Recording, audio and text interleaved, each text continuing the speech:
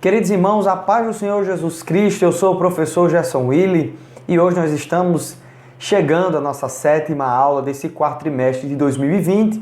Vamos falar hoje de um tema bem importante, é um pouco parecido com o tema da lição de número 6, mas com algumas diferenças peculiares desse amigo de Jó. O título da nossa lição hoje é a teologia de Bildade. Se há sofrimento, há pecado oculto? Então, lembrando aos irmãos que essa pergunta aqui que será o norteio da nossa lição de hoje, é o, digamos assim, o cerne final da teologia de Bildade, do pensamento desse amigo de Jó. Se você se sentir à vontade, escreva no nosso canal embaixo dos slides que estão aqui disponíveis na descrição. Amém? Então vamos para o nosso textuário, se encontra em Jó, capítulo 8, versículo 4. Eu coloquei aqui para lembrar os irmãos que houve um erro de edição na revista e a referência que está aqui é a mesma referência da outra lição. Então, a referência verdadeira dessa passagem aqui está em Jó, capítulo 8, versículo 4, e não capítulo 4, como diz na lição física, né? Diz assim a palavra de Deus: se os teus filhos pecaram contra ele, também ele os lançou na mão da sua transgressão. Isso aqui é uma fala de Bildade. A verdade prática diz que a existência do sofrimento não quer dizer que haja pecado. A nossa leitura bíblica em classe se encontra em Jó, capítulo 8, versículo 1 ao 4. Depois, segunda vez que Bildade fala, 18, versículo 1 ao 4 também. E logo após, capítulo 25, do versículo 1 ao 6. Diz assim Jó, capítulo 8. Então respondeu Bildade o suíta: até quando falarás estas coisas, e as razões da tua boca serão qual vento impetuoso?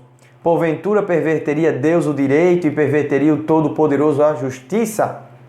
Capítulo 18 diz: então respondeu Bildade o suíta e disse: até quando usareis de artifícios em vez de palavras? Considerai bem, e então falaremos, porque somos tratados como animais e como imundos aos vossos olhos.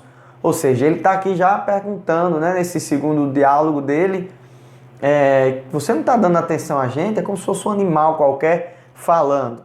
Então, no terceiro discurso aqui de Bildade, nós temos no capítulo 25, que diz assim: então respondeu Bildade o suíta: com ele estão domínio e temor, ele faz paz nas alturas. Porventura tem números os seus exércitos?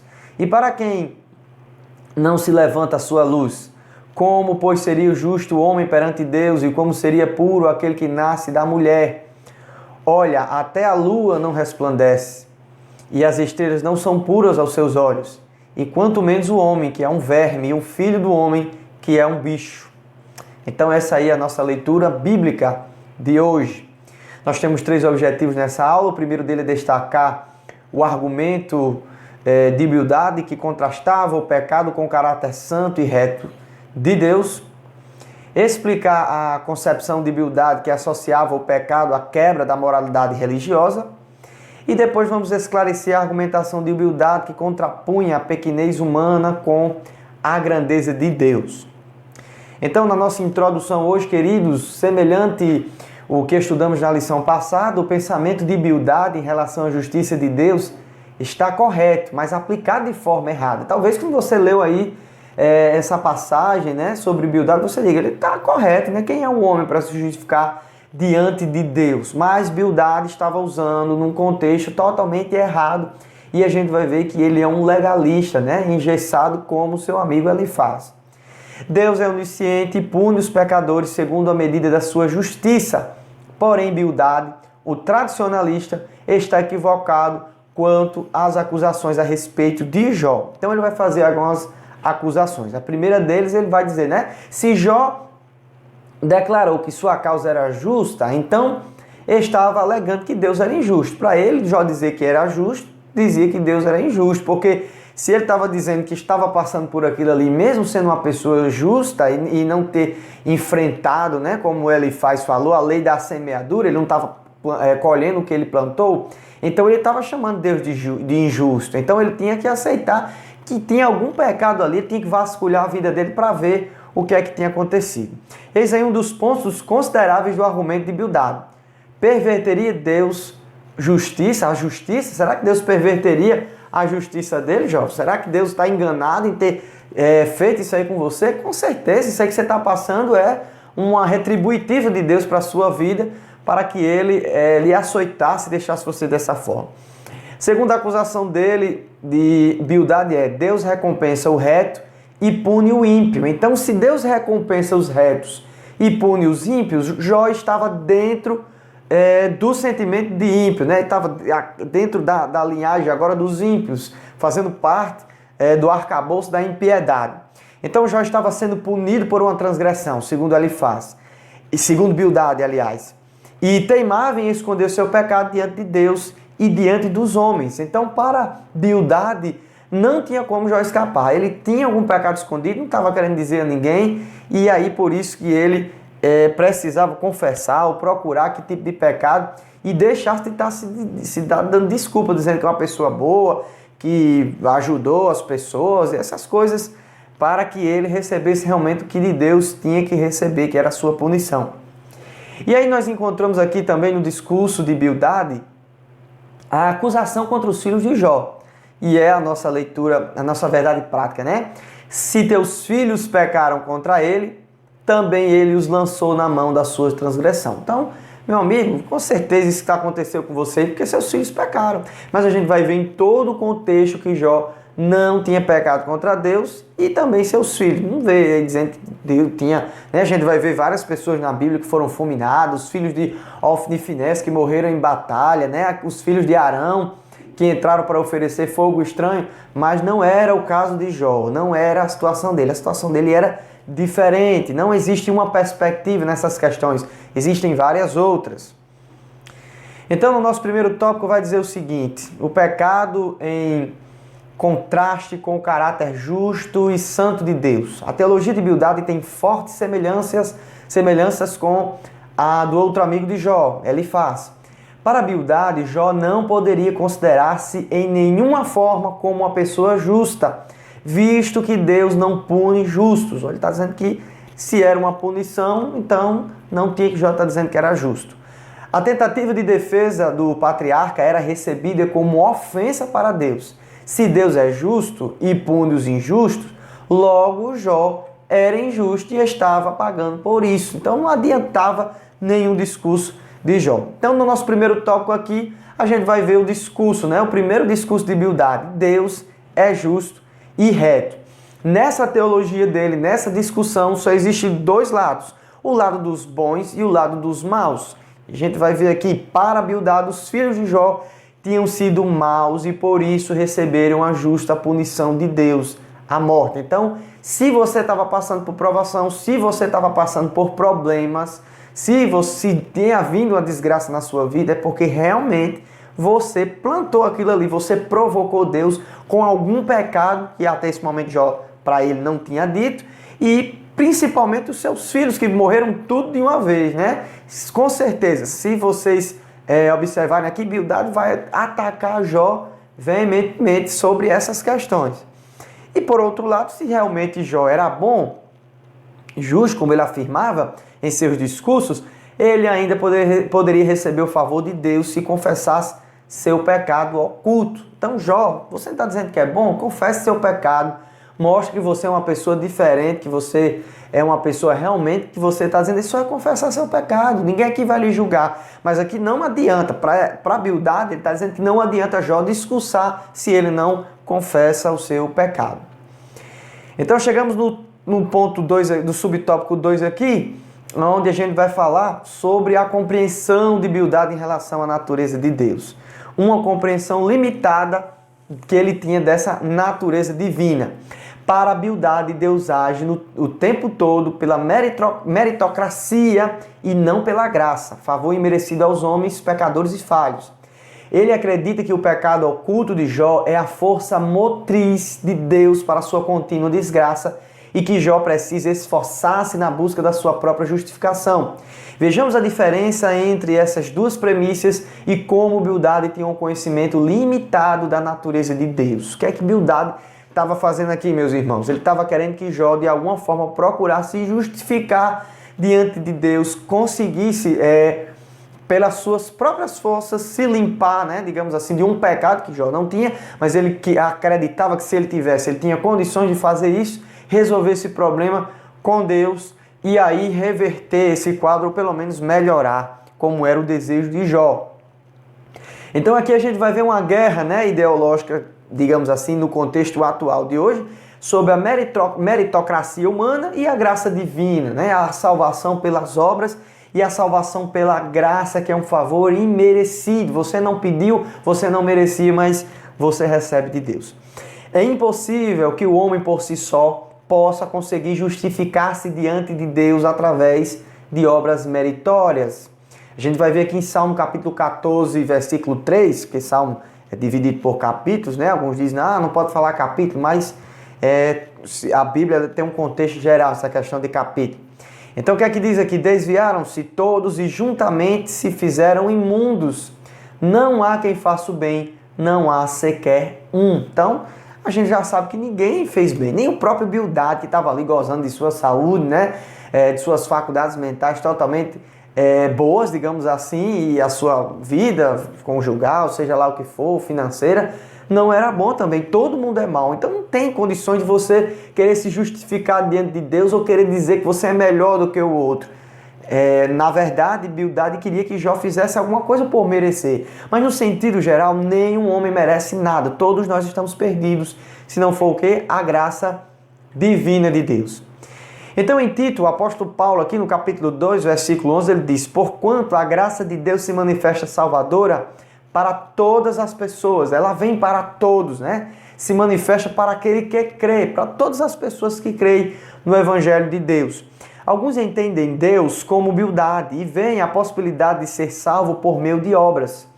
Em Efésios capítulo 2, versículo 8 e 9, o apóstolo Paulo nos diz ser impossível essa questão de ser salvo pelas obras. Ele diz: isso não vem de vós, é dom de Deus. Pela graça sois salvos por meio da fé. Mas isso, meus irmãos, não vem de vós, é dom de Deus, né? Nós não conseguimos se chegar a Deus se Deus não fizer algo por meio da sua graça salvadora sobre as nossas vidas.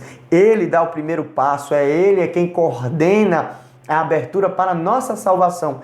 Por nós mesmos, pelas nossas forças, as nossas intelectualidades, sabedoria, nada disso. Pelas nossas obras, tem pessoas em religiões que trabalham na questão da meritocracia diante de Deus. Você tem que fazer para poder ter um lugar lá no céu. Não é assim, mas a gente vai ver isso aí em outras aulas.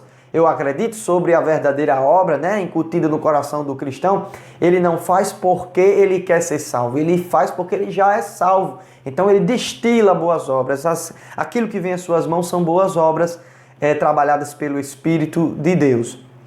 E no nosso subtópico 3 diz o seguinte: a imperfeição humana. Então Bildade vai lançar no rosto aí para todo mundo sobre a questão de Jó. E Jó vai falar aqui para todo mundo: olha, não é só você que não é só eu que sou injusto, não é só eu que sou ruim ou pecador, digamos assim. Ele vai dizer todo mundo. Veja aqui, Jó capítulo 9, versículo 2. Na verdade sei que assim é, porque como se justificaria o homem para com Deus? Como é que você quer que eu vá lá e me justifique diante de Deus?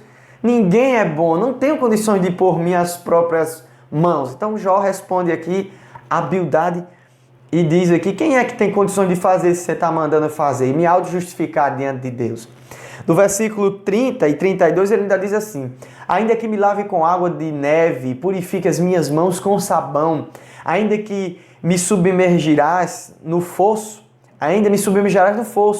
e as minhas próprias vestes me abominarão, porque ele não é homem como eu, a quem eu responda, vindo juntamente a juízo. Ele está dizendo assim: como é que eu ficaria diante de um Deus desse, Bildade? Eu não tenho condições de chegar diante de Deus e me justificar. E aí tem várias pessoas que se justificam diante de Deus, né? Querem dizer que são pessoas boas: eu não mato ninguém, eu não roubo a ninguém, eu não minto, e acha que isso se justificou diante de Deus. Há uma impossibilidade e uma incompatibilidade, é impossível. Olha, meus homens aqui, o que é que Jó está dizendo aqui para Bildade? Olha, é impossível eu mesmo se sentar na cadeira dos réus para que esse homem santo, esse ser santo, digamos assim, homem no modo de falar, esse ser santo possa me julgar. Eu não tenho condições, ainda que eu me lave, que faça o que for, eu não tenho condições de ser salvo, nem me justificar diante dele. Até minhas roupas, né, olham para mim, sentem nojo de mim, porque eu sou fraco e fraco. Todos são assim. Aí agora a gente chega no segundo discurso de Bildade, né? O pecado visto como quebra da moralidade tradicional. Veja aqui duas acusações seríssimas que Bildade faz contra Jó. Aqui no capítulo 5, capítulo 18, versículo 5, e depois no versículo 21. Vejamos aqui o que ele diz aqui no versículo 5. Na verdade, a luz dos ímpios se apagará e a faísca do seu lar não resplandecerá. Olha como esse homem aqui estava indignado com Jó, né? A partir desse segundo discurso, Bildade ele toma uma fala um pouco mais severa contra Jó. Ele é um pouco mais ríspido e agora ele começa a tocar em coisas que estão doendo no coração de Jó, né? Ele diz aqui, ó, a luz dos ímpios se apagará, né? E o lar deles não resplandecerão. Então, uma situação que você está enfrentando aí, com certeza porque você é ímpio, você cometeu alguma impiedade diante de Deus e com certeza Deus está punindo você. Depois de ele ter dito várias coisas aqui, ele finaliza dizendo, tais são, na verdade, as moradas do perverso. Ele começa a dizer, né, a situação do perverso, como ele está.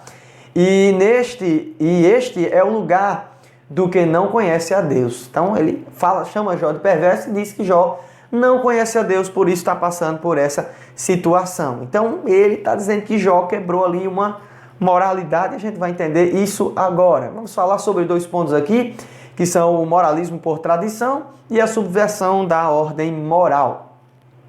Apesar das palavras rebuscadas e cheias de razões próprias, não se pode entender que a teologia de Bildade tem um teor de moralidade. Ela se baseia apenas em tradições humanas que julgam precipitadamente as pessoas. São aquelas pessoas precipitadas, né? Elas não sabem o contexto da situação, não sabem o que estava acontecendo e ele já chama, fulano é ímpio. Não, você fez isso aí porque você merecia.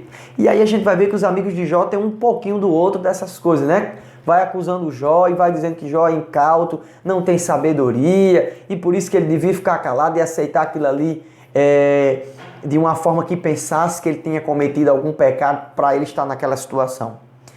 E ele tem aqui esse moralismo dele aqui por tradição, né? É uma tradição aqui geral, então se é de tradição, então tem respaldo daquilo que eu estou falando. Simplesmente não tinha realmente razão Bildade.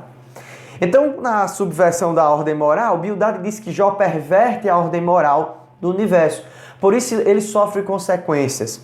Ele refuta o patriarca sobre a prosperidade dos ímpios e a tristeza dos justos. Então, para Bildade, irmãos, a lei moral, e aí isso sim tem um certo sentido, como eu já falei, ele não diz uma mentira, mas ele aplica essa verdade de forma errada, equívoca.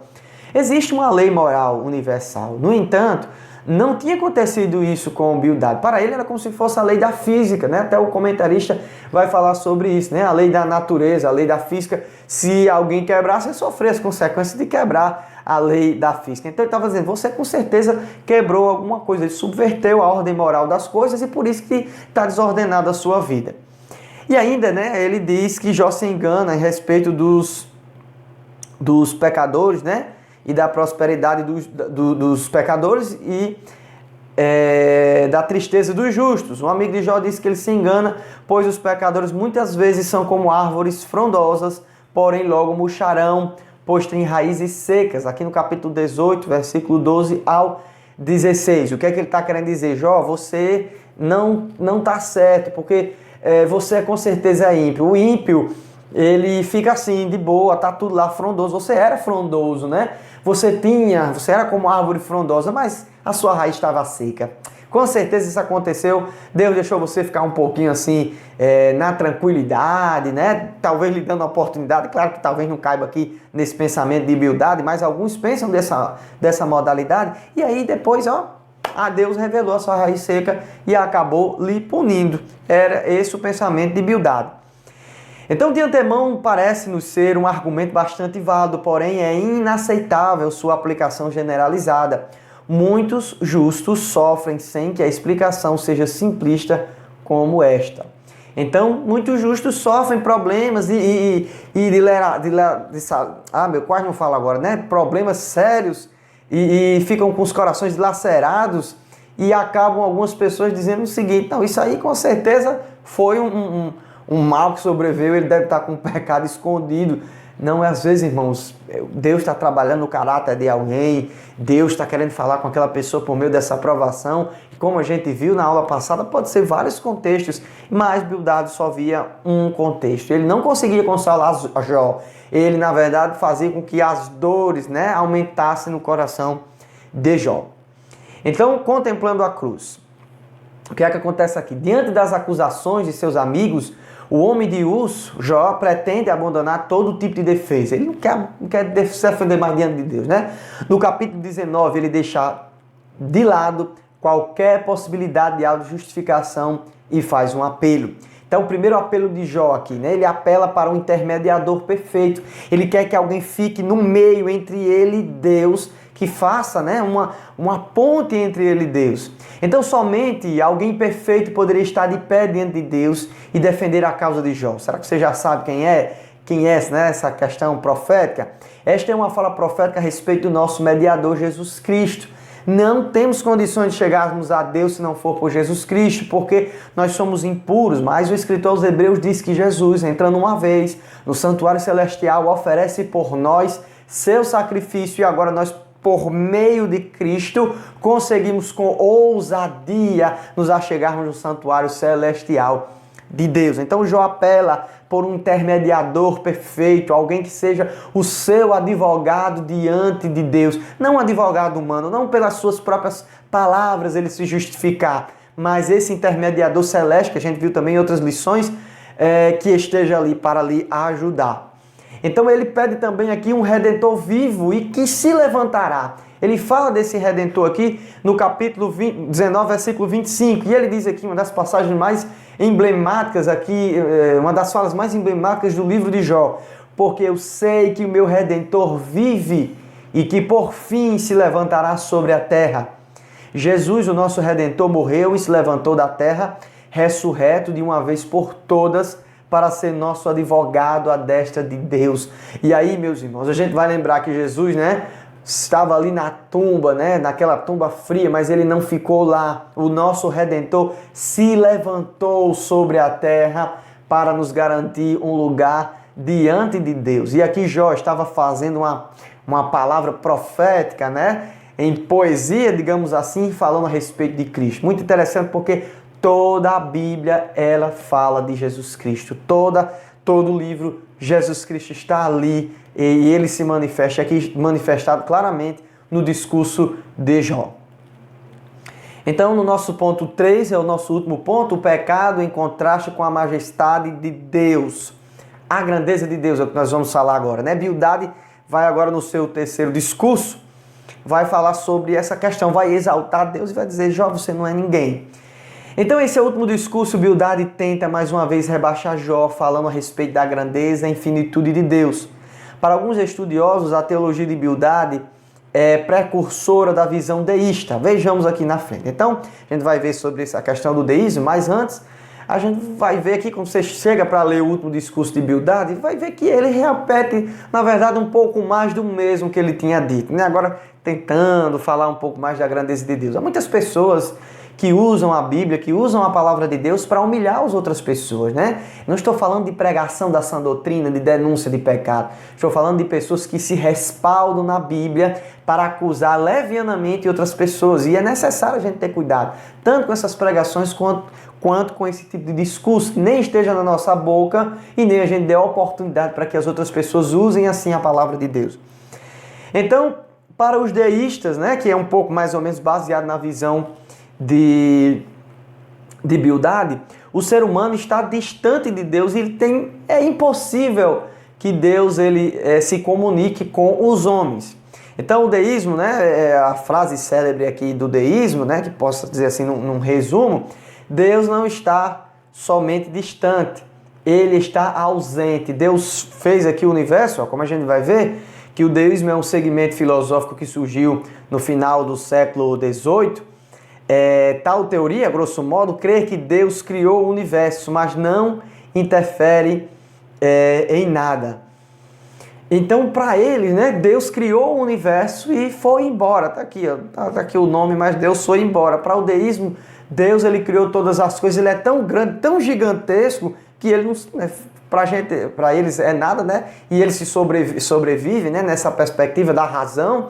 E eles acreditam que Deus foi embora, deixou o mundo aí a esmo. Mas não é assim que a gente vê na palavra de Deus. Não é que Bildade tenha todas as questões deístas, mas ele começa a apontar, né? Ele começa a abrir, ser o precursor desse tipo de ideia, que Deus ele é tão longe que é impossível que ele se comunique com a gente, e é impossível que a gente se comunique, manda uma mensagem e chegue até ele. Ele não escuta ninguém e, por fim, não acredita nessas questões miraculosas.